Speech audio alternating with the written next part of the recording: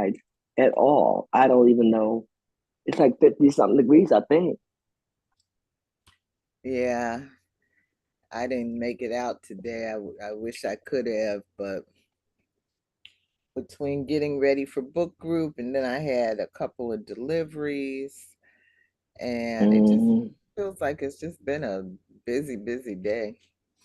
Sometimes it does. The day went fast to me too. I don't know why. But I looked up at the clock, it was 11 o'clock. I looked up again, it was 2. Yeah. And I don't Yeah. even know what I did. I mean, really. When you know you think that's it, what did I really do? Whatever it Did you was, work? yes, I did. But I can't I don't feel like I did a lot. Maybe because it felt the day went so fast. But I can't think of what I did. Mm. Oh yeah, I did. Yeah. I only told one person off the day. That was good. Oh, that is good. I thought very good. Customer service person. But it went real quick. Very quick. Hold on for a second. I forgot my phone. Okay.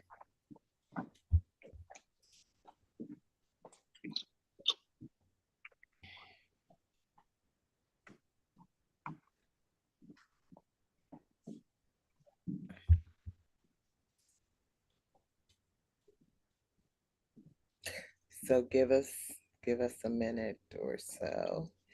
I'm trying to see if Gio is going to join us tonight. Check over here for messages.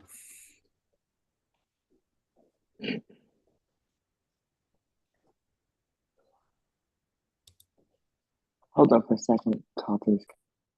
Okay.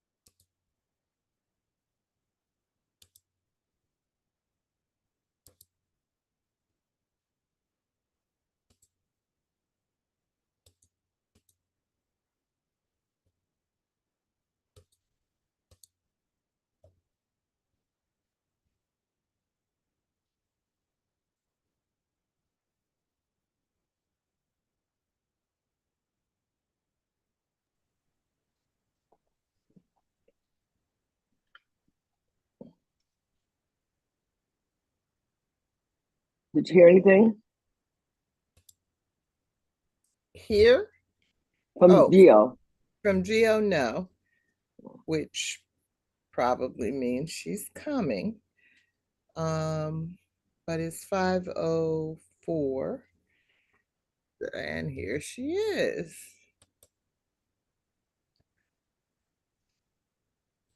That's about her regular time.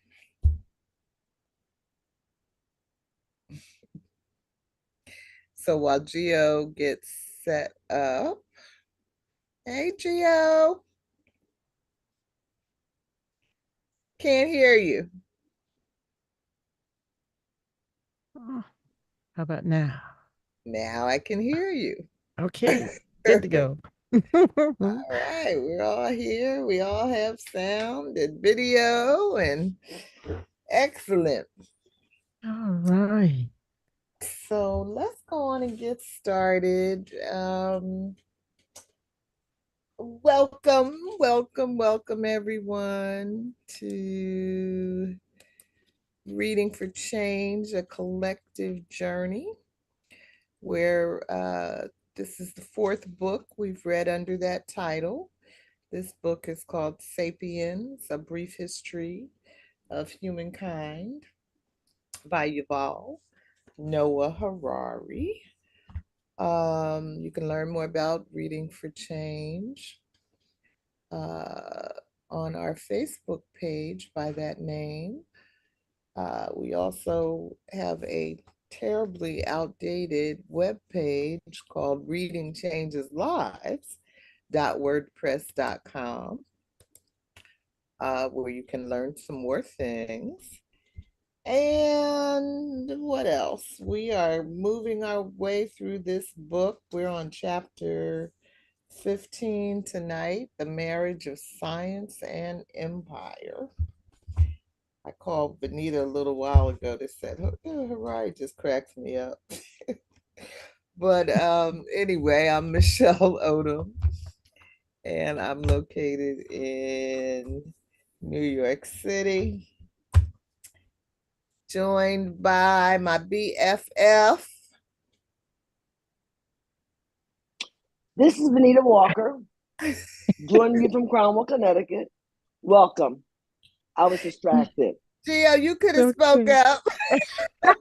No. The suspense was wonderful. Oh man. And I'm Georgette Moses joining you guys from Columbia, South Carolina. All right. So yeah, I don't have any announcements or anything like that. So Gio, you feel like reading? Okay.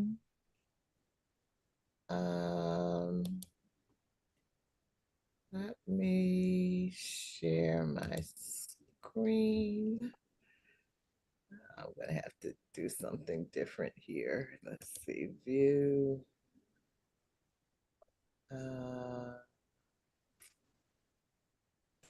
View. What do I want? Print layout. That.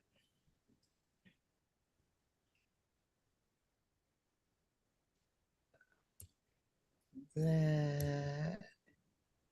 Okay, can you see it all right? Yes. I can see it. Okay. All right. Chapter 15, The Marriage of Science and Empire, is dedicated to the love story between European imperialism and modern science. Here, Yuval Noah Harari traces the ways in which different worldviews allowed European nations to conquer peoples and territories much larger than their own, even where technologies were roughly equal. Scientists, scholars, and explorers rode hand in hand into new lands, admitting ignorance and learning the language, customs, geology, archaeology, and histories, sometimes more thoroughly than the native peoples. This included men like astronomer Charles Green and botanist Joseph Banks and Daniel Solander. Henry, oh boy, Henry Rawlinson, who deciphered cuneiform, William Jones, who founded the Asiatic Society, and Charles Darwin, as well as explorers like geographer and ethnographer Captain James Cook, who would seize Australia and New Zealand, Prince Henry the Navigator, and Vasco da Gama, who seized islands off the coast of Africa, Christopher Columbus, Ferdinand Magellan, Napoleon, Amerigo Vespucci, and Hernán Cortés, and Francisco Pizarro, who devastated Mexico and South America. The progress delivered to these lands, as the white man bore his burden, typically ended in the extermination of most of the native peoples. Harari considers the pros and cons of an explore and conquer approach, concluding, due to their close cooperation with science, these empires wielded so much power and changed the world to such an extent that perhaps they cannot be simply labeled as good or evil. They created the world as we know it, including the ideologies we use in order to judge them. Thank you. And I have to tell you, Gio, I was on the phone with Venita a little while ago, and I told her that conclusion of Harari, it reminded me of how we felt after we had read got to the end of medical apartheid, and Harriet had told us all that stuff. And then she says, but you know, it might not be a bad idea if you go participate in an experiment. And we were like, huh? I mean, really? That was like, and now a word that my From our sponsors, right, has approved. This message has been approved by. I'm like, okay, Yuval, I see where you're going with this. I see where you're going. Yeah. Well, you know, a little this, a little that. Yeah. I'm still an impartial observer and recorder here. Sure Yes, you are. Okay. yes. Maybe genocide's not so bad. Oh, I'm sure all those peoples would beg to differ. Okay. it's got to be so hard being a scholar these days. I mean, Well, because there's not even the pretense of academic freedom going on anymore, you know. and the evangelists aren't helping. Yeah. Right. Well, he just wrote a children's book, actually. A new one came out. He wrote another one too. Who, Harari? The second one, yeah. And I ordered the book, a couple of them. And it's so funny that there were a few parents in there that was just slinging those swords because he talked about religion. I haven't read the book, but my assumption is, going by the other reviews that were excellent, it gave food for thought. Yeah. But you had those two evangelist parents that came in, gave it a one, threw in those swords and everything, that he's trying to turn the kids against the Lord, and he said all that stuff is a joke. It's not true. So, no matter, if you ever give a person food for thought, much less if there's fact to back it up, but just generally saying something to make people go, well, let me think about that. Let me investigate that. People come out the walls with crazy. Yeah. And it's just an opinion. It's not word. It's an opinion. And people can't even handle an opinion, which gives you food for thought. I thought. Well, the children's book that he wrote. Well, right. And I mean, in his conclusion, I think is right. The truth, depends on what side of the aisle you're standing on, who's telling the story. That's right. There is no absolute right or wrong. It depends on where you stand, and from where we stand, I'm just saying, right, it's a fact that is wrong from where we stand. So. And that's why I think that this section, that the point that he's making about the importance of admitting ignorance is so important, because that's what I think causes so much of the conflict. So many people want to believe they are absolutely right, and therefore they have to kill you if you don't, agree with them. So anyway, I do have some pictures for show and tell. Okay. Just a couple to if I can find them. Where are they? Are they open? Do you need a trigger warning? No, I don't think so. I especially don't. Oh, here it is, right in front of my face. I couldn't see it. Well, I don't know, Venita. That's what I'm saying. You don't know. Oh yeah, you need a trigger warning. Yeah, he looked dangerous for sure. I'll read this one. and this is just something I just saw a few minutes ago on Facebook, but I told you all there's always something on Facebook that relates to our reading.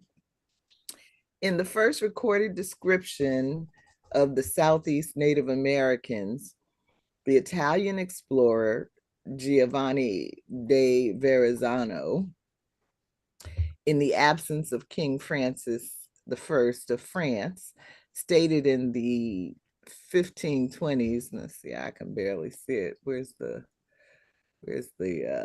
magnifying glass? I don't know. Over here, it's up there. Yeah, negative. Next to it. Go right next to it. Next to it. In the 1520s, that they go entirely stated in King. Let me start over. The Italian explorer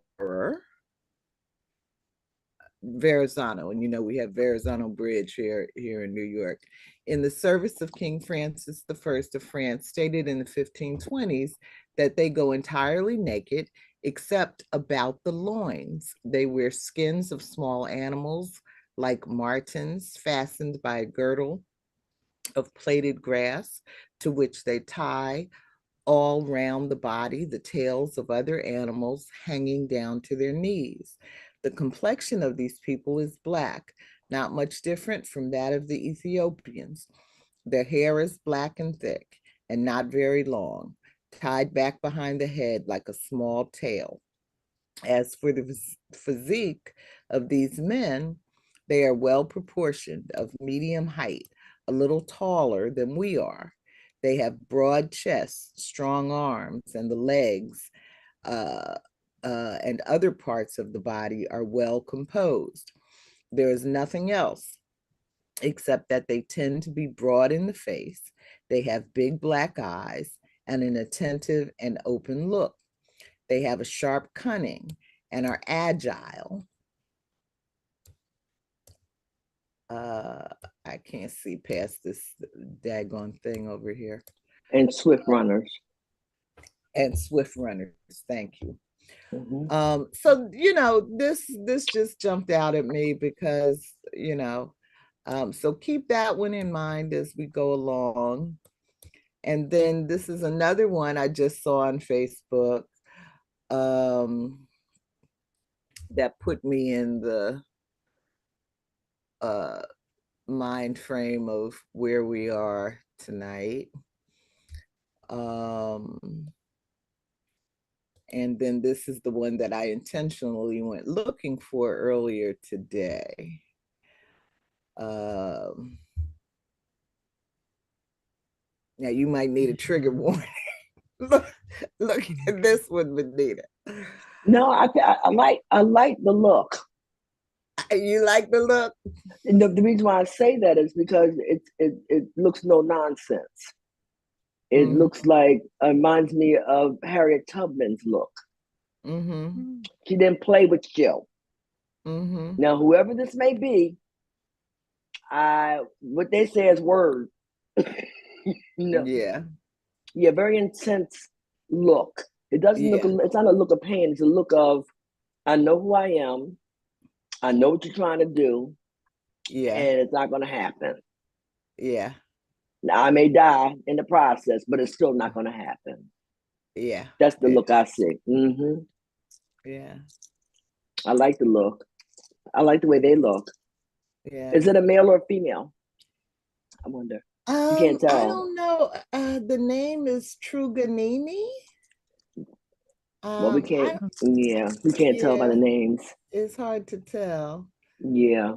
But yeah, you're right. It's a very intense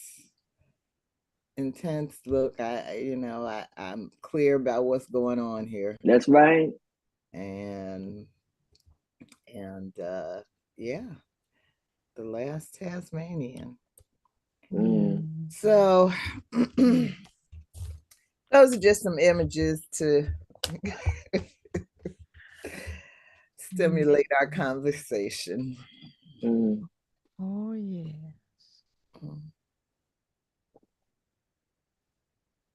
Oh. Well, while you all are thinking about what you want to say, I want to read this piece that, I mean, my neighbors might have been ready to call you know, the people with the straight jackets to come get me today, because I was just sitting over here just cracking up as I read this from Rudyard Kipling, The White Man's Burden. What page you on? Please. 301 at the bottom. Okay. Geo, what section is this? This is the section called Rare Spiders and Forgotten Scripts. Toward the end of that section. Or the middle of it, I don't know. The last section of the book, yeah, of the chapter. Okay. Take up the white man's burden. Send forth the best ye breed. Okay, Michelle, stop laughing. You gotta get through the poem.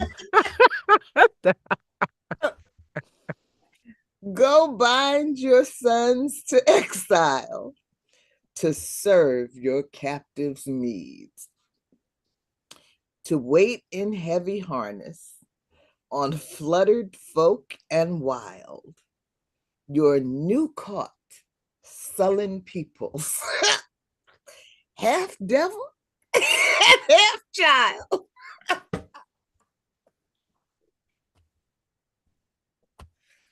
Ooh, white folk cracked me up.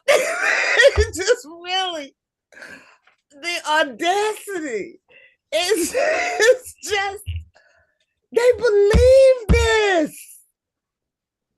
Yeah. Yeah, they did. What's that? Manifest destiny? Yes. Yes. So they've been massaging that forever and a day. And that's why you can never shake it. It will never be shaken. Because it's been massaged for so long from the very beginning. It's been massaged. You're a devil child. They were black. This and that. It's really sad. It really is sad. It really is sad. And you know, what is this dude? Representative Byron Douglas. Is he one of yours, Gio? From South Carolina. Is he? You know, okay. Now, which town is he out of though? that bears a great weight in whether we're going to take anything he says for true, as they say down here. But he's around here pumping Trump, hosting events for Trump. And it just made me think about, I thought about him. The story in here that Harari tells of how Cortés worked it down in Mexico, you know, where he was able to divide and conquer. And get together an army of the local people. It's just too much. I don't even know what to say. Well, it must be the gold sneakers. Those gold sneakers that Trump associate with black people, and the blacks will love this. Or maybe criminal part. They can certainly relate to that. So which one is it down in the deep south of South Carolina? I think it's all about the bag, as the young folks say. Okay? It's always all about the bag. What's in it for me? You sad. There will be, you know, a handful of people who look for or can see personal financial or political advantage by touting a certain line. They don't believe that crap. You can look at I mean, I'm sure at home behind closed doors they have say a different thing to each other. But in public, yeah, this is what we're gonna say so we can get paid. Okay? So we can, Well, I mean, get our project approved. But like those poor indigenous folk uh, that got waylaid by Cortés and then later Pizarro, you mhm. on the losing team, bro. Because even if the person wins, you still on the losing team. Because they Right. don't love you. They don't love. I guess they say they want to be the last Tasmanian. And they You will Mm. be too. know? Don't worry about it. Okay, They're gonna so be the last one. the aliens will be looking at their carcass you preserved in a museum. Yes. And these were those Trump Negroes. Is that the official? Yes. The species, the genus of this, the Trump Negrotoidus. Yes. And that be the one Last wearing the one gold, and standing. that be the one wearing the gold sneakers. Right. These I were mean, the garments, the golden sneakers. Yes, we thought they had great significance and magical powers, and the little bow tie. yep, and the magical Negro wearing them. Yeah, Oh, Yeah. jeez. yeah. Oh, I don't God. know. It's something wrong. It's a mental illness. I call it everything's a mental illness when I have no answer for it these days. It's just another mental illness. That's my assumption. Yeah, well, I mean, Some form. this attitude that, you can just Sad. go and seize any territory that Mm-hmm. you want, it is a mental illness to me.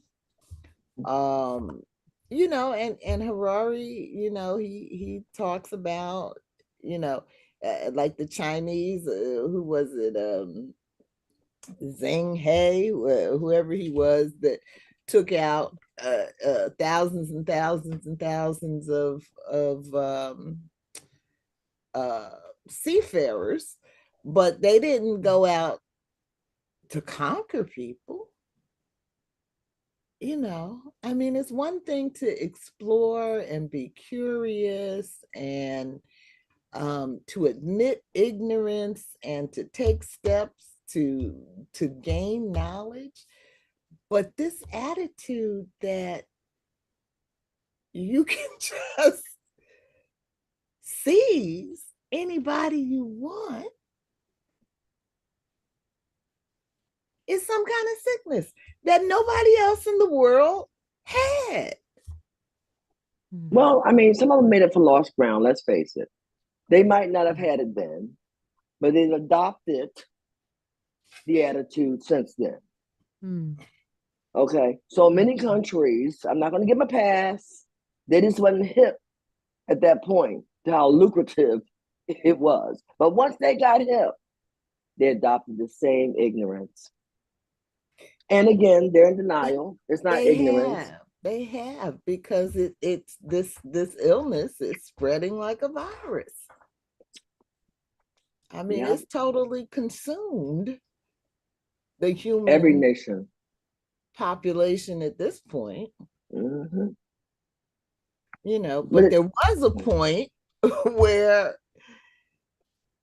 it hadn't gotten loose yet in the world. Well, And it's yeah. not that they were unaware that there's more stuff out there. Mm-hmm. They knew there was more stuff out there. But again, even if you didn't want to adopt that attitude or that belief or perspective, at some point, because of competition, you have to in order to survive. Same way with slavery. Everyone didn't agree with slavery, but in order to live in your neighborhood, okay, and to be able to go down to the general store and get a bag of flour or some rice, you certainly wasn't going there with no sign, homemade sign on the front of your burlap dress saying "Free the Negroes." And if someone asks you how you felt, even if you had to lie, you're going to nod your head, yes.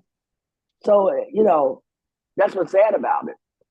So at some point you're forced to, depending on the environment you have to live in, whether it's economics or whether it's spiritual or otherwise, you're going to have to conform or go somewhere else. And at that point, where was somewhere else?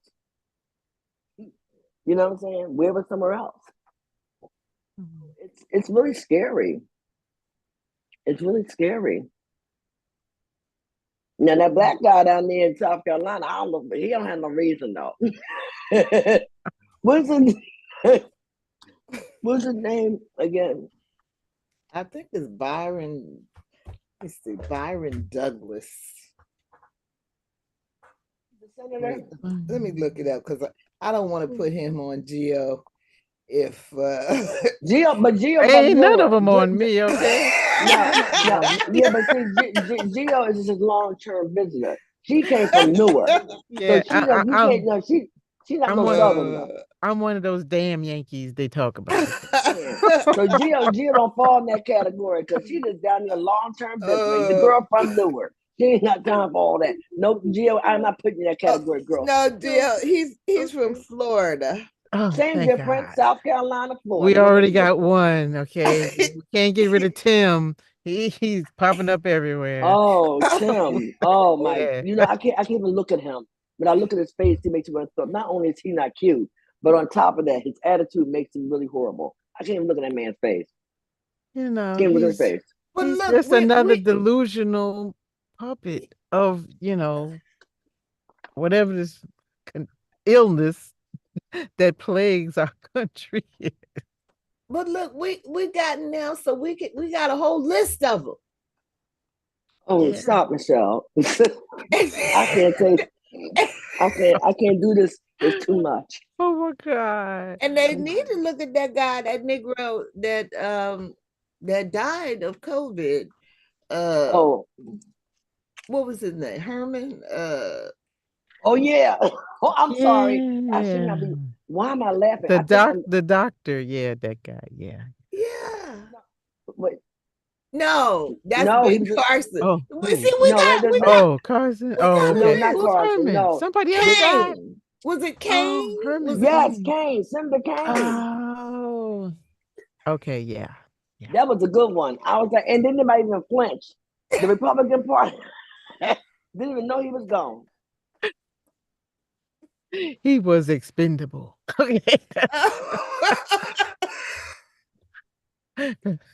Pull another black up here. Pull another one. That was one day 10 blacks. One down. Yeah. Okay. As Trump would put it, my blacks. Yes. I laugh at that. Crazy. That was funny as hell. And it's sad, and if there's a hell, which I don't believe there is, but if there's one, I know I'm going. Because I fell out. Funny as hell. It's not your fault, Venita. They make you do this. Okay. You gotta talk up. You have to speak out against this insanity when you okay, because it's so sad I'm laughing at man's death, but that was so funny. It was so ironic. I'm like, boy, bye. Oh well. Yeah, the white folks. There's no COVID. You don't need to cover your face. Don't worry about it. Bam. At the Undertaker parlor. And the Undertaker didn't want you there because they were scared of COVID people. I don't know where they said that. Yes. That's true. Welcome to America. The land of the lunatics.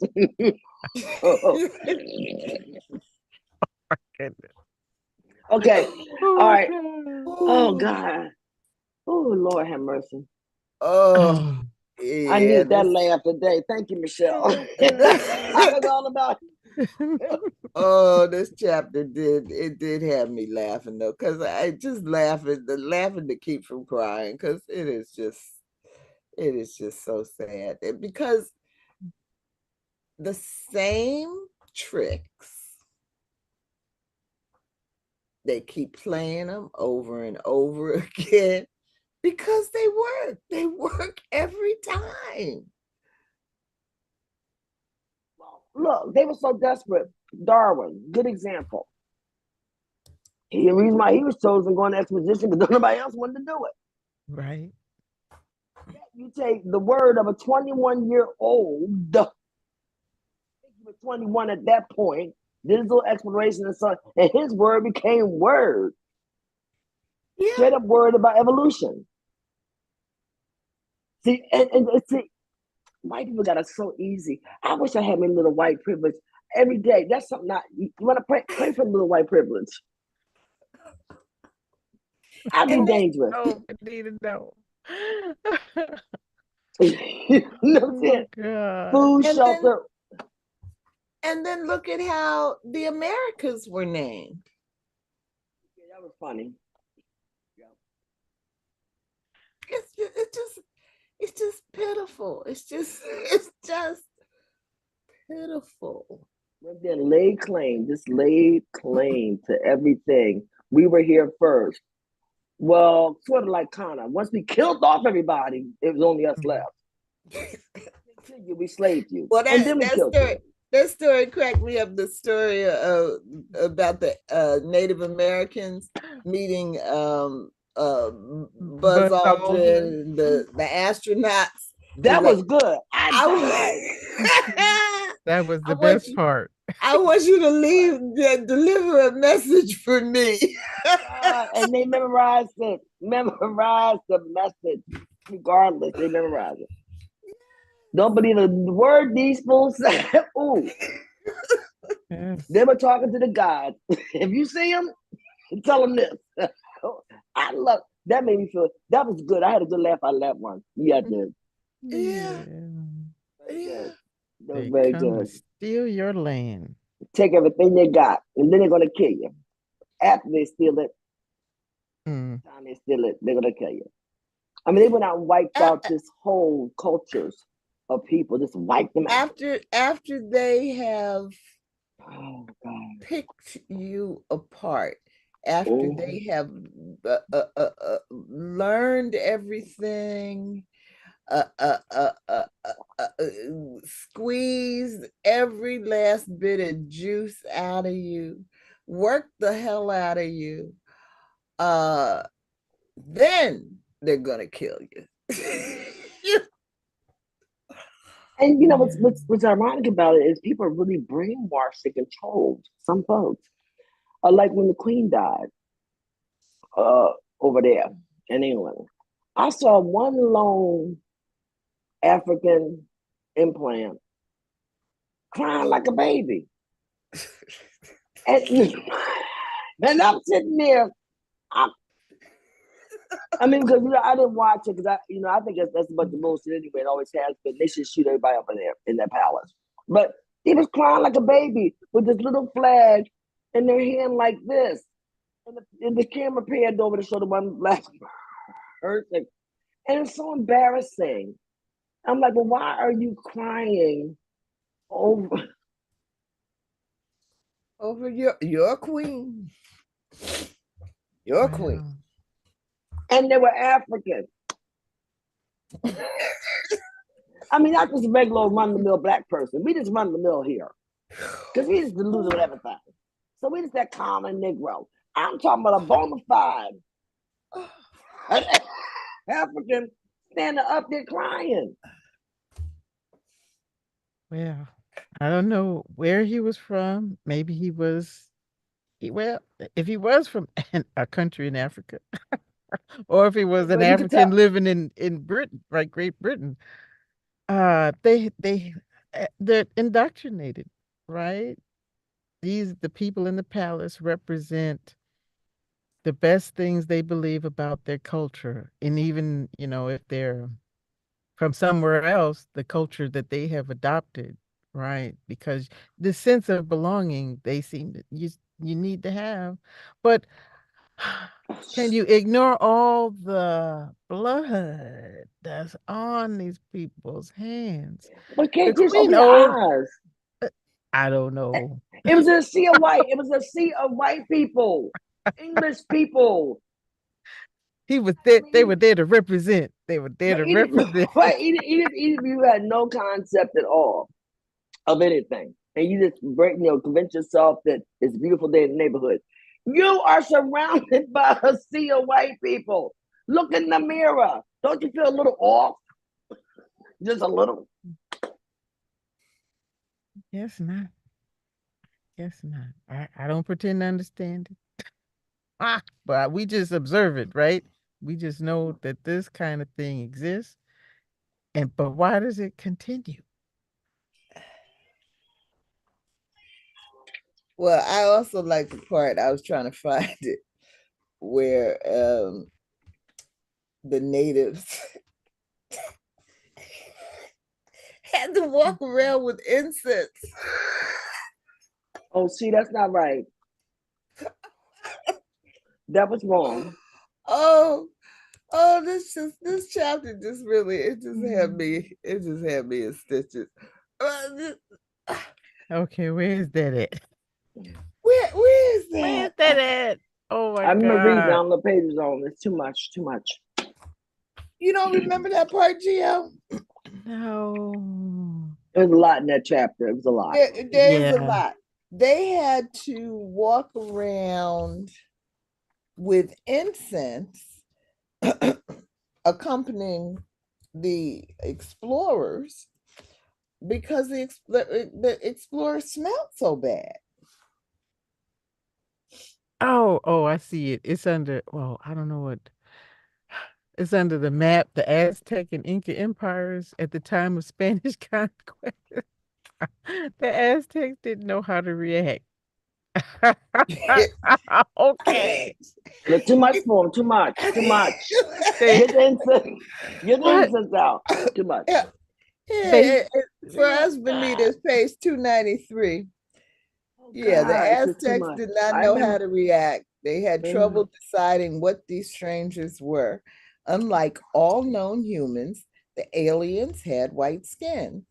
They also had lots of facial hair. Some had hair the color of the sun. They stank horribly. Native hygiene was far better than Spanish hygiene. When the Spaniards first arrived in Mexico, natives bearing incense burners were assigned to accompany them wherever they went. The Spaniards thought it was a mark of divine honor. We know from native sources that they found the newcomer's smell unbearable. Girl, that's not right. That's wrong. Very wrong. Now tell me, they're outside, okay? How bad do you have to smell? I mean, that's like pig pens from the Peanuts, right? You know, the dust cloud and flies flying around you, whatever it is. Oh my God. How did they even make it there on the ships? Okay, they should sound like they should have rotted. No, but that's not true. Once you've been around something long enough, if everybody's funky, don't nobody notice the funk. Well, okay. You know, a few people funky, and you smell this whiff of perfume smell, nice, pleasant stuff. Everybody's funky. Okay. The norm is the funk. Yes. Yeah. That's true. It becomes normal. Nobody knows they stink. If me and you walk in there, be like, that stinks. We have another good perfume. What's that smell we smell? All the funky people. Well, they admitted their ignorance, and that's why they were going around the world trying to learn what they needed to learn. Wash. And, you know, God bless their hearts. Just wash. Just wash. That's all you need to do. Take a little bay leaf. Oh my God. No, we had herbs. I mean, they have a lot. There was some herbs they picked them up away. Take a little baby. You're going over to Asia, get a little curry and do something. You know what I'm saying? Get a little something going. You in Scotland? What they got over there? Do like this. There's no reason for funk. I would have figured out something. Venita would have figured out something. Well, something happened after the fall of the Roman Empire, okay, when they were taking baths regularly. Yeah. And that was a pastime at that point. They were taking baths every day, all day. Right. Yeah. Yeah, I wonder That's why, actually. interesting. That is interesting, huh? It You went is. from no baths to baths every time you got a chance to take one. Yeah. Mm-hmm. Who knows? Humans are so interesting. Humans are just, besides all the crazy, it's interesting. That's a Period. good word for it. I mean, Yuval is really, he's really digging for that golden lining in the midst of all of this. He's trying, and you can see he really digging. Oh my God. I'm like, okay. Because I was waiting to see, well, okay, so in the beginning of the chapter, he's talking about, you know, the travel and conquest of the Europeans because and their empty spaces and empty maps made them even more curious. We gotta find out what's over here on the other side, Right. you know. And but then he mentioned Z, right? And his ships and how they've been traveling. Because I'm thinking about, all the archaeological digs that show these gigantic ships, Mm-hmm. even over here, Mm-hmm. and the Vikings came over. So other people were traveling, but they just weren't coming to take all your stuff. Okay, Right. and be there, Different. be here for a long period of time, and drink Right. and suck all the lifeblood out of the land they were in.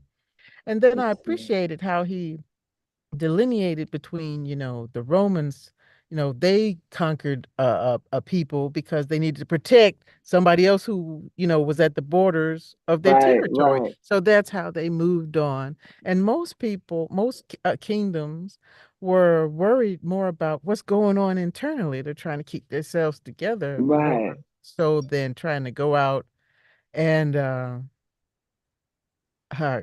conquer, right? And it's just so, you know, Mm. I come in peace. I claim this land in the name of the king, the queen, the bishop. I don't know. They even made up some names. Because you Right, would know the right. difference. You would not know the difference, remember. They could have said And the king ain't and never heard of the bastard. Oh, ain't never heard. They right, said it's Mickey right. Mouse. And they would have said, okay. I Right. mean, If shoot us they didn't down. come back, it was okay. Because think about it, these trips, excursions took years, right? If Mm-hmm. not decades, for them to get there and come back or send Yeah. word back. Yeah, they got gold, or Mm-hmm. yeah, there's something else over here. They got people, we can use them, or Mm-hmm. whatever Mm-hmm. whatever they were saying that might have been of value to the rulers back home. You know, uh, it's just. But the humans weren't of Um, value. I mean, if you look at these expeditions and just anything that went on during that period of time, there was really no value put on human life. Period. Yeah. yeah. You just kind of lived one day to another. You go on an expedition. You already knew that most of y'all was going to die from something before you even left.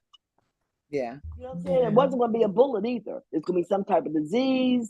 You know what I'm saying? Or you end up starving to death, or you get scurvy. Because you're not getting any fruits and vegetables. I mean, you knew at some point that like half of the men or more was going to die, and they knew before they got on the ship. So it wasn't even in a thought about anything. I don't even know if they thought about other than Mm-hmm. conquering. I really Yeah. don't know if they thought about it, because they certainly weren't just risking their lives, to go up there and find out, new breed of the sunflower. Mm-hmm. Mm. You see what I'm saying? It's just like, I don't Yeah. know. So I think there was something to do anything at any given time, because there really was no specific purpose or no value put on anything or anybody. Yeah. So it's kind of like if we fell into this, we just fell into that, or Mm-hmm. we fall into this, we just fall into that. But there's no value on anything, human or otherwise, from Mm-hmm. the jump before they left. Even their own lives, they didn't put value on it. You heard about other men went out there on an expedition and didn't make it back. You heard about other men, there's 300 of them, and only 25 made it back. You heard about that somewhere along the line, Mm-hmm. without telecommunication over the internet, you know? But they still didn't, it's that was that drive to conquer by any means necessary. If you live, you did. If you live, you live. You didn't, you didn't. Mm-hmm. So what would have happened if Cook's ship had sank or he didn't, go ahead and extensively prove the theory about scurvy for the doctor? Mm-hmm. See what I'm saying? Okay. Well, Harari said, was it last chapter or whatever he said? It's all Mhm. random. It's random. And it was Mm-hmm. random. Everything, Mm-hmm. life was random. That's what I meant. Everything was just random.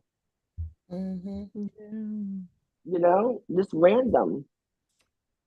Mm. Oh. I wouldn't have made it. I could barely make it now. But I know in all those times prior to, I just would have made it all. Yeah, I admit I'm soft.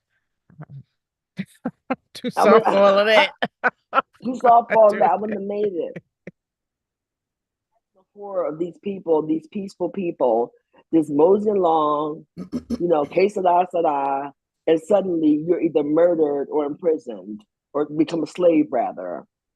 Imagine just the horror. Well, I'd imagine that this November coming, but Oh Lord. Venita, why you gotta bring me down? Yes. no, because we're gonna have a Zoom watch party on election night. I talked about Michelle about that today. Oh yeah. Yeah, so take it, on Zoom on the three of us. Bring your snacks, take your medication, Oh everything, keep your Lord. nerves straight, and then bring your wine or your tea and snacks. I thought it'd be a nice thing for us to do on election night. I thought a nice thing to do would be to get on a plane and get the hell out of here. Well, we will be the first to know. If we stick together, we will know. And I'll say, all right, y'all, roll it Okay. up, pack up. I'm coming by. You know what I'm saying? Get to the go bag, put on your back, be Oh my right on the porch. God. Be on the porch, Georgette, on the Oh my porch. God. This All is right, just now Harari, he had a hard job. He had a hard job in writing this book, but this chapter, I think in particular, must have It's a really lot. wore him out. Yeah, Like yeah, Harriet. yeah. But mm, the hard thing was, trying to find the good side of the European behavior. But this paragraph struck me as one of those where I'm on the middle of page 298 in the section called Rare Spiders and Forgotten Scripts. Mohenjo-Daro was one of the chief cities of the Indus Valley civilization, which flourished in the third millennium BC and was destroyed around 1900 BC. None of India's pre-British rulers, neither the Mauryas, nor the Guptas, nor the Delhi Sultans, nor the great Mughals had given the ruins a second glance. But a British archaeological survey took notice of the site in 1922. A British team then excavated it and discovered the first great civilization of India, which no Indian had been aware of. Hmm. Now, what do y'all think about that? Not much. oh, okay. These are the things that bring the silver lining and really are open my eyes. I'm like, well, wow. Well, these little I shouldn't say no, I won't be disparaging. Uh these explorers and scientists and geographers and archaeologists really uncovered a lot of information and exposed it and compiled it, albeit they whitened it all, right? Mm-hmm. But it's there. And it made me think about the things that, anecdotal interviews or evidence I read and heard about how the people that live in these different lands don't understand. They say, oh, well, how did they build these structures, right? And they say, well, Mm-hmm. we don't know, it was there when we got here. So Mm-hmm. these folks, Mm-hmm. these folks uncovered this stuff that the people who moved into these different lands, because let's face it, human beings travel, right? We're very nomadic unless environmental circumstances, make it more beneficial Right. to stay in place. Mhm. Um, they uncovered these things, these mysteries, ancient mysteries, and because of the curiosity of the human being, perhaps the present cultures that lived there were able to, oh, well, here's some stuff, let's investigate it more. And then, that might have been beneficial to overturn the anglicizing of the information that these groups found, right? The explorers found. Mhm. Uh, and then on, but because you're uh, gaining knowledge, but it's not for the sake of knowledge, right? There is an ulterior motive behind it because it's military, industrial, science complex. We're extracting information to see how we can use it. Okay, yeah, of course, I'm going here off on the left end. That's why. That's the truth. That's the truth. Okay, right. These persistent rumors about the American invasion of Iraq and some technology. Mhm. Okay. This is a thing that runs through the theme that runs through the nations, states, or the entities who are in power. They have to remain in power. And so knowledge is power. They'll do whatever it takes to get it, which Mm-hmm. makes me also think about, well, what is this space exploration, thing? How is that going to turn out Mhm. as we come in peace, but find out we are no match for what's already out there, you know. Right. Right. I mean, well, what did the people actually, benefit? You have the archaeologists in India. If they didn't find that, life would have still went on. Mhm. True. If nothing would have changed, didn't say the quality of life is any better because of it, and I'm sure it's not. Mhm. So no, it's all to benefit the people that are uncovering these finds because the people there would have been just fine Mhm. without it. What you don't know, you don't know. There's a lot of stuff you don't know. There's been one more thing you did not know. Mm. Mhm. I mean, they're not using it to, produce a new medication or anything of that nature, cut back on birth defects, or even, extend the life of Asian people, Indian, aka Asian. So I mean, Mhm. they couldn't live without it. I talked to people from um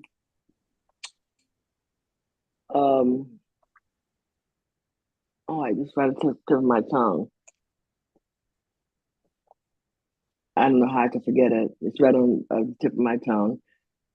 And I talk to them practically. I talk to them at least 4 or 5 times a week from another country, and we India. have no, not India. Mm.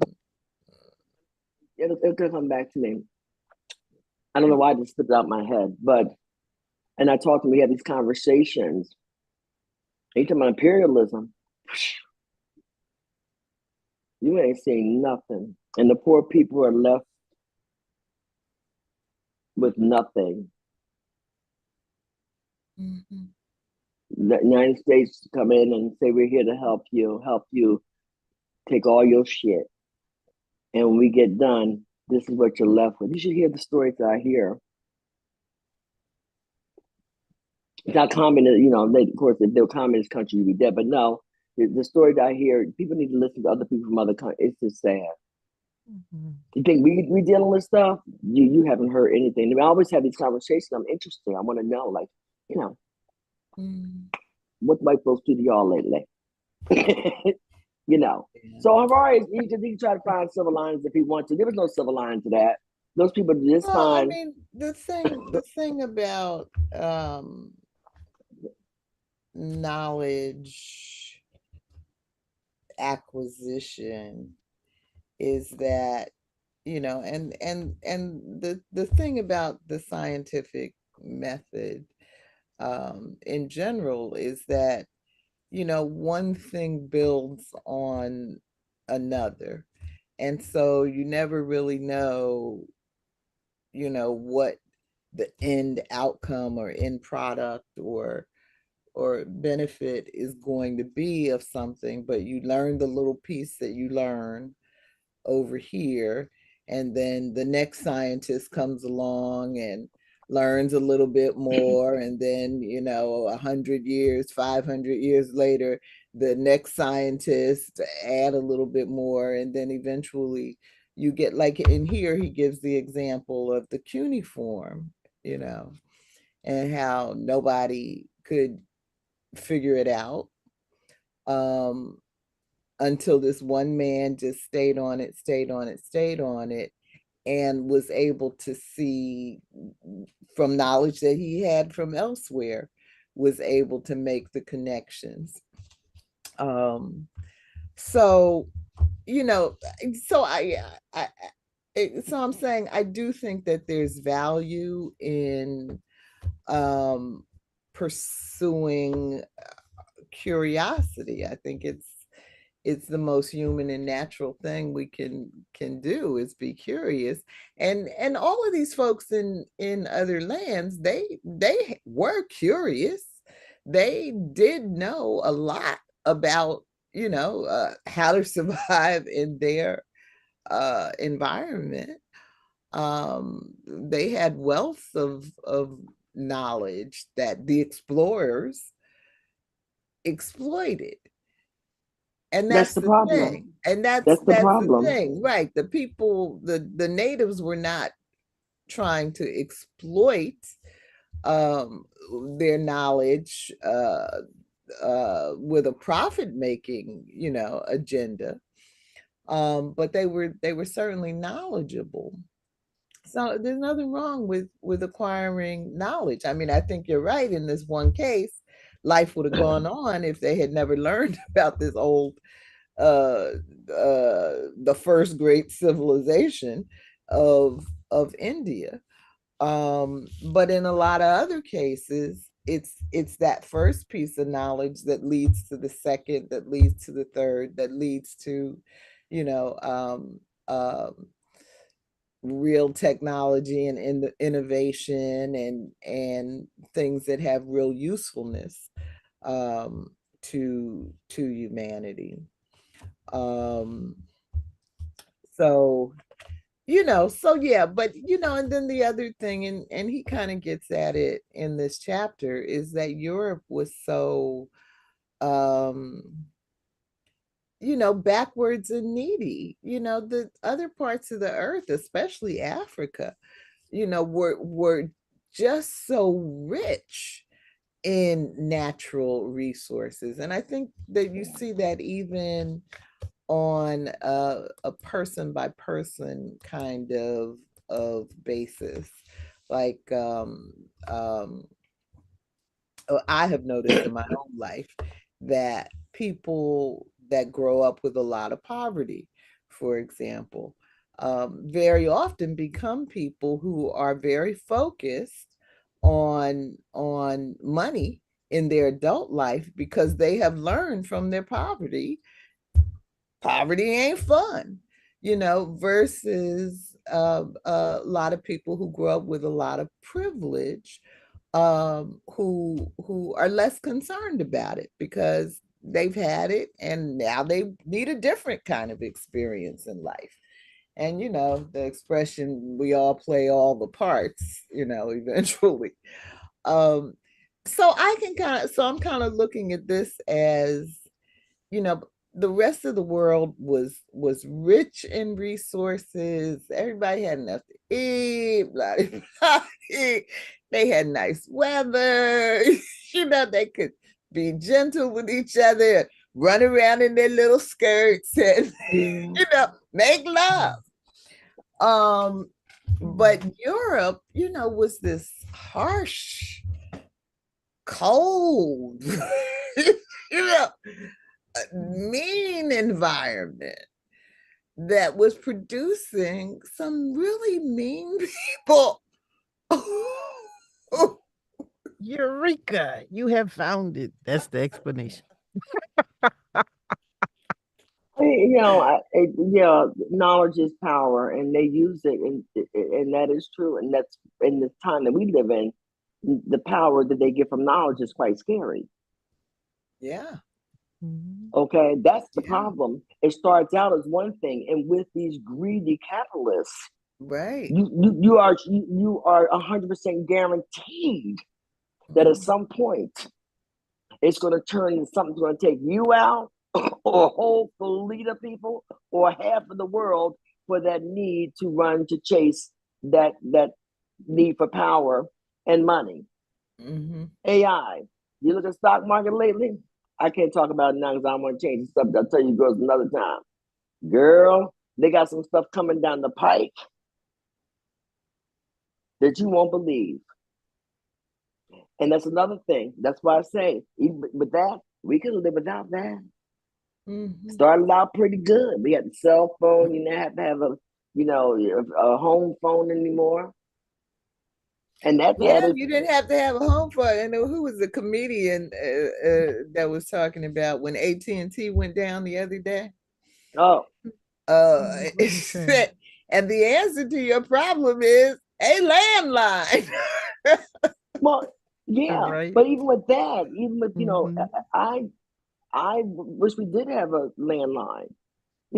Again, we grew up in a different time because there were no cell phones. We were able to explore, to grow, make mistakes, learn. When you left at that house, your parents had no way to get in contact with you. You had a time you check in. Hey, how you doing? Have a little lunch. Bam, you back at dinner. So we had a chance to be able to build our common sense and our analytical skills and make some mistakes. And for most of us, it didn't cost us our life either. It might cost you, big scars, or quite a few. But other than that, so technology, if I weighed it and if I wanted to do something different, I could actually live without it. I think I had a happier life without it. I mean, the 70s was pretty good. Well, there are people that try to live off the grid. I ain't talking about live off no damn grid, though. I didn't think go that far. Harder and harder. No, I ain't saying live off the grid. I'm saying that some of the no, I'm not going back that far. Okay, I'm just saying. But Nita says she ain't walking around with incense burners. I ain't trying to do all like that. You see what I'm saying? And baby wipes. You see what I'm saying? Michelle taking away on the other side. I ain't saying all over there. Okay, I want some modern conveniences. I like that shower. But some things I can live without. AI is going crazy. I'm telling you, you're talking about the Darwin. I mean, it's all. Don't worry about it. Arism is coming back. Don't you even worry about it. And it's coming back with a vengeance because some new stuff is coming out. That makes me think about the discovery, the curiosity for new information and technology has no brakes. There's no balance between what is beneficial or can be just beneficial if it's controlled, right? Where's the foresight? No, the prediction of, okay, this is great. These things are talking to each other. But what about if they said, well, let's get together and kill the rest of them? No, there's, who thought of, no one's thinking about that. Just like, the European search for resources and information, did they think about, well, if we come there with our diseases, we'll wipe them out. No, that they might have thought that was a good thing. But, it's no, they don't, what is that Star Trek rule? I forgot, but it's really Isaac Asimov, where you don't interfere with the civilization that's right. you deem right is less developed than you. So you don't directive. Right, the prime directive. So we don't have any allegiance to anything like that. We're just like, hey, I see something sparkling over there. I'm coming to get it. Or, hey, this looks good. Let me inject this and turn myself into a superhuman. And then you develop into some kind of ravenous monster. Uh, in the line of our horror science fiction. And here it is, we have no self-control and no balance about the things that we value. Yeah, I was thinking about Star Trek 2 reading this chapter. And I'm a Trekkie I love Star Trek. Way back. Thinking about Captain James T. Kirk. Just as cool as he wanted to be. But I was thinking about that's how propaganda works. It had us, a whole generation of us, just salivating over the wonders of exploring new worlds and adhering to the prime directive, and just thinking it's such a wonderful thing. But we're not learning, all of this history. Yeah. We're not learning that. We're just learning, the benefits, the positive aspects, how it could be, not learning how it actually has been,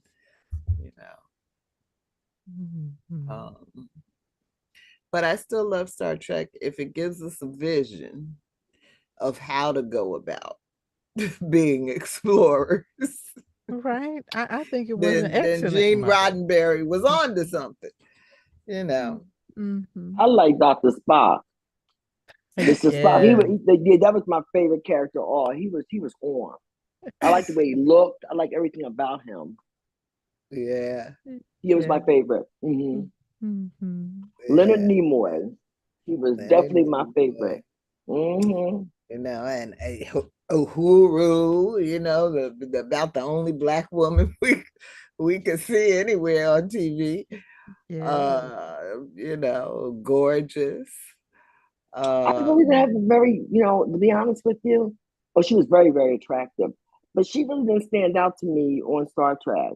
I think later on, because she was a Black woman in the history, of Hollywood, then it became, I recognized it. But as a child, I don't think I gave any weight to it. It didn't seem abnormal.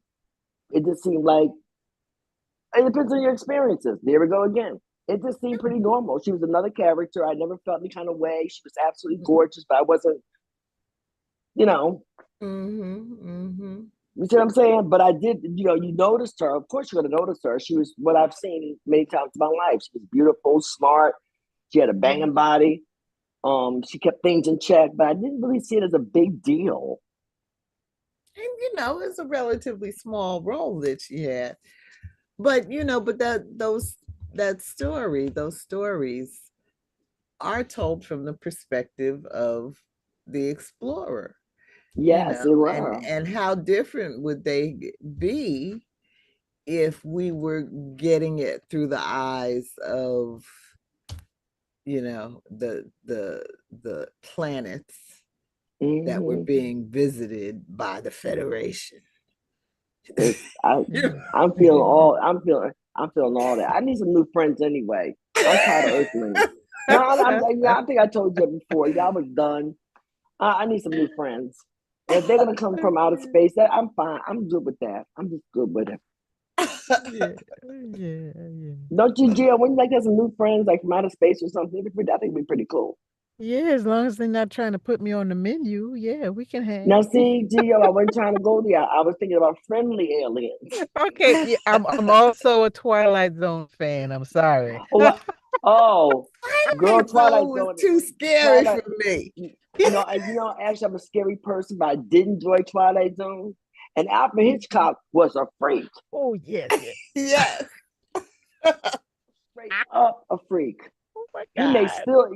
He made Stephen King look like nothing. Alfred Hitchcock was on some real psychedelic mushrooms or something. He could make a murder mystery actually terrifying. What? Actually terrifying. You ever see anything like that? Like, you know. Yeah. But we did, but even with that, you had more things that stimulated your the thinking process opposed to the day. You thought about stuff. Mm-hmm. You know, you really had to think about things, and that's why I believe anything is possible because of those programs. I believe that anything is possible and still do. Yeah. Well, we have another 15 minutes, Gio, but I'm tempted to end the program right there. Yeah, see, and yeah, I've been so positive lately. I'm Because so proud we of may not myself. get You know, that kind of quote. I don't think we should press our luck. That was great. You know, ladies, we may. Oh, I am oh, so proud of myself. what did y'all think? I'm on page 303 where he's talking about culturism and Oh, girl. how that has taken the place of racism. And and so I think one of the things I wanted to ask you as I was thinking about that piece was um as you all hear me say all the time, I live in the ghetto. And and there's a certain culture. Uh, There is. There is. there is. And so you have all the subcultures of American culture. You have all the cultures of various ethnic groups around the world, and there are some real differences in even what he's talking about in this chapter, of this attitude of conquering. Could be seen as a cultural element that the Europeans had going on, which we've decided to call a mental illness, but it could also be considered it's a part of their culture. This is what we do. We conquer people. In fact, it's our burden. We gotta do it. And there's a lot of truth to that because your So, cultures make a big difference. so I don't know what my question is, but I guess my question is just what thoughts did you have about that piece of the discussion? Should I read something? Yes, please. Mm-hmm. Uh, Such racist theories, prominent and respectable for many decades, have become anathema among scientists and politicians alike. People continue to conduct a heroic struggle against racism without noticing that the battlefront has shifted and that the place of racism in imperial ideology has now been replaced by culturism. There is no such word, but it's about time we coined it. Among today's elites, assertions about the contrasting merits of diverse human groups are almost always couched in terms of historical differences between cultures rather than biological differences between races. We no longer say it's in the blood, we say it's in their culture. And then he goes on and talks about the democratic values of democratic values, tolerance, and gender equality, as a part of the European culture, as opposed to Middle Eastern, where their culture is characterized by hierarchical politics, fanaticism, and misogyny. And since the two cultures are so different, and since many Muslim immigrants are unwilling and perhaps unable to adopt Western values, they should not be allowed to enter, lest they foment internal conflicts and corrode European democracy and liberalism.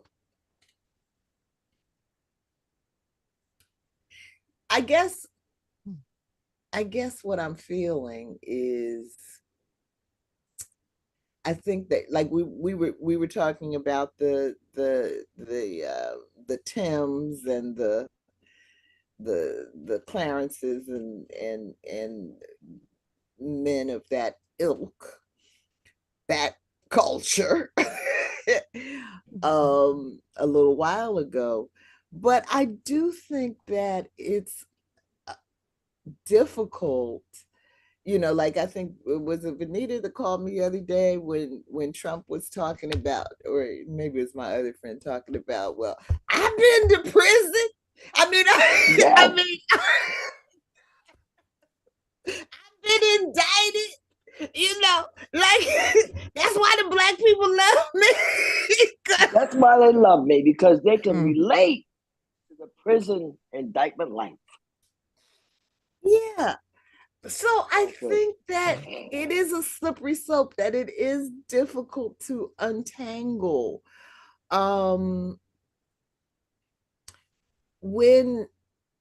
When something is outright racist versus, I don't know if I want to say a true statement about a culture. I don't know. You guys help me out. What did you think about this section? Well, there's a culture within the culture. I'm Black. Been Black a long time. And there's a culture within our race. There are cultures. A person that comes from another Black culture, which is totally different from the way I think. Not from him, what he thinks, but the culture. So why would, nothing shocks me, not Tim, anybody else. I am not shocked by it. I'm disgusted by it, but not shocked.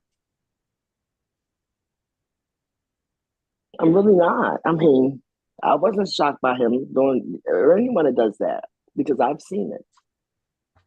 I've seen it with our own cultures, and I've experienced it personally with our own culture. You're going to fit into our culture, you're going to do it our way, or get the highway. Of course, I choose the highway. I like see y'all later. No can do.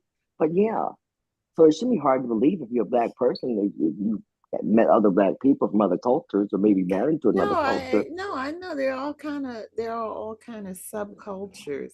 So for them, it's easy. Yeah, but I mean, I'm just having a hard time sorting out, like this piece about, yeah, we have come to value, democracy, tolerance, gender equality. And we have people right here in the American culture currently fighting vehemently to take our democracy and tolerance and gender equality away from us. And they're not from other countries or cultures. They are. They are homegrown. Well, not necessarily homegrown. Not necessarily. We go back to Donald Trump. In Florida, a lot of Latinos, Mexicans, and Cubans voted for him. They've been here, some of them, for a few generations. Some of them haven't been that long, haven't been American citizens that long. Some of them haven't been American citizens if they are, and they can vote. Of course, they're voting that long. So, no, I wouldn't say that. Especially in America, of all places. No, I wouldn't say that at all. Gia, what are you thinking about this topic? I'm going to have to go back to Harari's theme of shared myths. And so if you can have these seemingly different types of people agree on particular aspects of a shared myth, then they find community there, no matter what they look like or their country of origin. So if you believe, you know, um, some of the myths of the uh, right, whatever you want, far right, far out Wow. community, you know, Mm-hmm. more enthusiastically than you believe other things of another subculture that you're involved with, say your religious culture, right? You Mm-hmm. know, um, or your ethnic culture, you know, or your and your family is a culture too.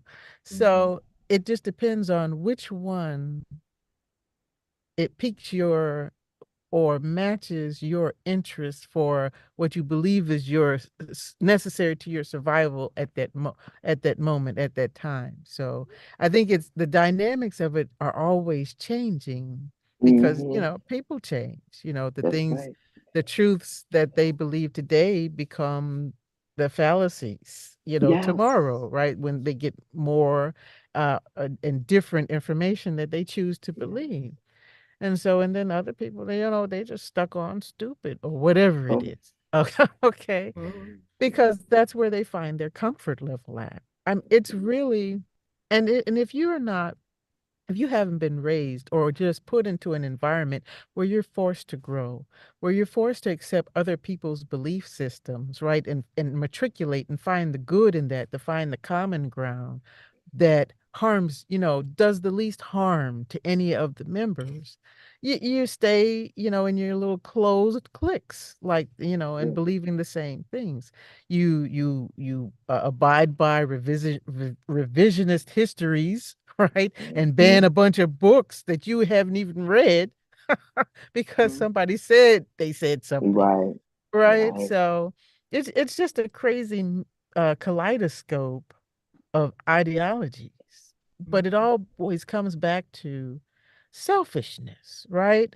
I'm not comfortable, letting you have your freedoms in that area, so I'm gonna, write letters and encourage my senator to vote against your rights Right. because it's Right. making me uncomfortable. Right. Even though I don't see you every day, it's not taking any money out of my pocket, right? Mhm. But you know, humans are crazy. That's Yeah. Take it back to that mental illness. Jill, Keep going back there. I thought you might give us a positive word to end on, but Venita, what's that you said yeah. Let's go before? back to Venita. No, I'm just saying I've been so positive lately. I'm trying to take on a new, you know, and then become a new person, a new me. That's the part she said, I'm being positive. yeah, yeah. And then the guy G over there talking about, well, doomsday is coming anyway. That was our positive force. Humans are But crazy. how Hey, long we been in this book group? wait a Yeah, minute. she's been our positive force. Now she's talking about I have nothing positive to say. I've been here 10 years. I'm done. Okay. Well, have you seen that? Ever seen that movie? The guys must be crazy. No. About the No. indigenous, the Aboriginal, and his trek. He's going to doing a walkabout, and he No. I haven't seen experiences that. different people, and that's his conclusion. Guys must be crazy, to have created all these different mindsets and stuff. Well, we have a movie, a real life movie, and it's called "The Humans Must Be Crazy." That is true. Yeah. That Yeah. is true. Yeah. Okay, because That's the only thing that makes sense. The yeah, only thing. The Yeah. only thing. Even we tried to make our bodies and our brains healthy. What they do, they start genetically modifying everything, yeah, adding everything to everything. Remember, the people were dying from scurvy or getting totally, yeah, because it I was not, know. enough vegetables and things they needed, of course, like vegetables and vitamin D and C. But then after they figured out this is keeping us healthy and making us strong, what did they do? I know Well, you go in the grocery store, it's like a freak show looking yeah, at the fruits and vegetables yeah. yeah. and the big ass chicken. And the big ass chicken and the big ass banana. And try to buy organic bananas to cut down on the pesticides, and also they're smaller. But if you go look at some of the bananas you see in the store, the regular ones are genetically engineered. They are like, I've seen bananas like 10, 11 inches long. There ain't no banana on them. They are so hyped Yeah. up on hormones. I mean, I've never seen anything like it. I mean, it's scary. You know, you would never buy. I would never even think about buying it because this scares me. I'm had to stop eating bananas when I start buying 10, 11 inches long. And you had to have seen them. I have Mm-hmm. potatoes like this. I saw a potato in a store. They But I buy must be organic potato. selling though, Venita, because they keep giving it to us. Somebody And guess must be buying it. and guess who they give it Mm-hmm. to? Most of that stuff they give it to poor areas where they have no other choices but to buy that stuff. Yeah, that's it. That's it. And the Because bigger who the can afford potato, organic? right? The bigger the potato, more people they can feed in their home. Mm-hmm. You know, so yeah, there's something to buy that potato. Look at it, looked alien to me. I saw a sweet potato. They have veins going through them. I'm like, oh It's the no. pod people, the body snatchers. Don't buy that. Well, that's you don't laugh, Gio, because you know how I feel about that. Okay. You know how I feel about that. You're triggering me because I saw them during Oh COVID. A no! lot Oh of them. They were no! everywhere. They were everywhere. Oh my gosh. Anyway, Okay. we've lost our minds, so we need to in the night with the few faculties we have in place. Yes. Michelle's been laughing at. I, I just this chapter just had me I just shaking my head like I don't Oh God. I appreciate that Harari is trying to find the silver lining here, but it's hard to see.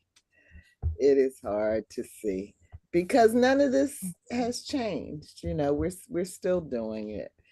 And and now the next chapter is called The Capitalist Creed.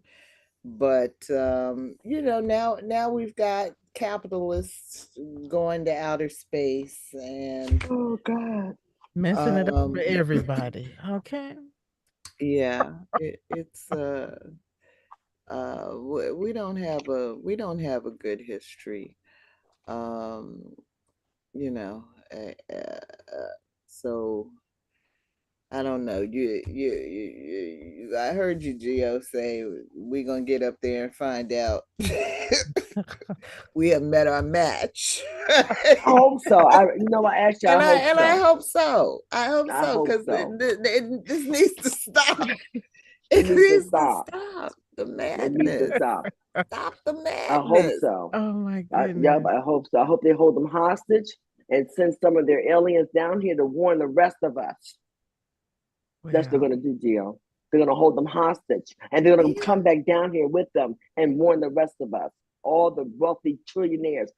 Try it. I dare you. Look at them right. Stay on your planet. and mind your business. Okay? Tear that up. You're not coming up here doing this.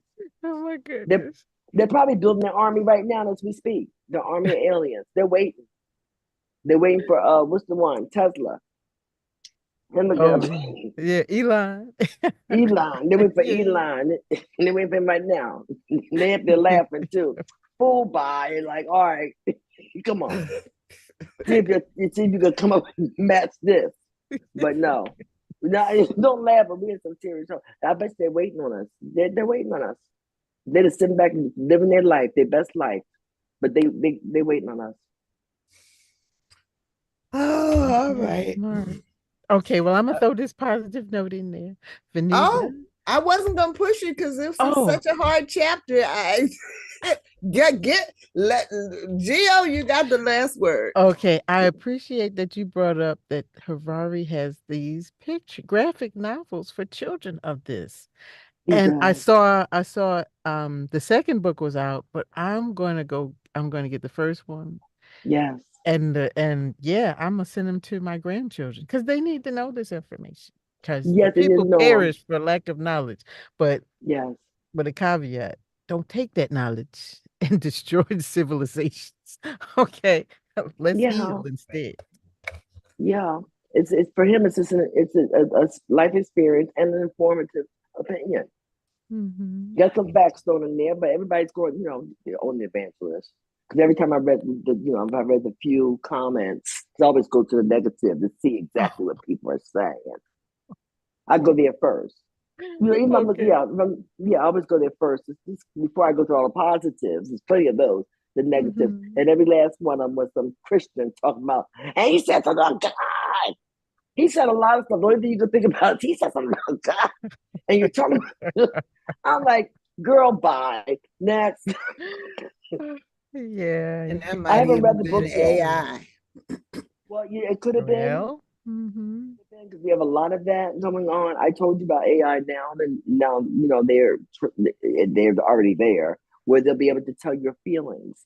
So maybe you won't have to go through all the check-ins or checkpoints in the airport much longer, because they have now created AI that can tell your feelings, try to predict if you're going to get on a plane and start losing your damn mind, open up the doors, getting naked, shooting people up, choking a pilot. They're gonna have no, as you walk through. As you walk through, they're gonna be taking pictures of you all the time that feel what kind of moods that you're in. Happy, vindictive, constipated. Constipated. And they have a special button for the black mood. That button over there. They gotta check it. Angry black woman. Angry black woman. Or okay. All right. So or pissed out about prices. That just means before we go to the airport, we should have a little toke. Look, somebody needs to invent the face shield, right? That you can dial in. Gio, that's a good idea. Hold on to that, girl. That's a good idea. Put in makeup. Yeah, So the makeup, and you put in your face, and you can shield. You know what? We need to think about that. Yes. Yeah. Think about that. We could make a lot of money. Have just in your makeup products, where you can put our makeup. You know what I'm saying? But you know what they're gonna have is all lined up in Facebook, washing our face. Right, that'll be next. You look too happy. Get out of line. Get out of line. Nobody's happy getting on a plane. Anyway, y'all made me laugh and I needed that. I guess I'll see you next week, same place. Same place. Absolutely. Reading our story together.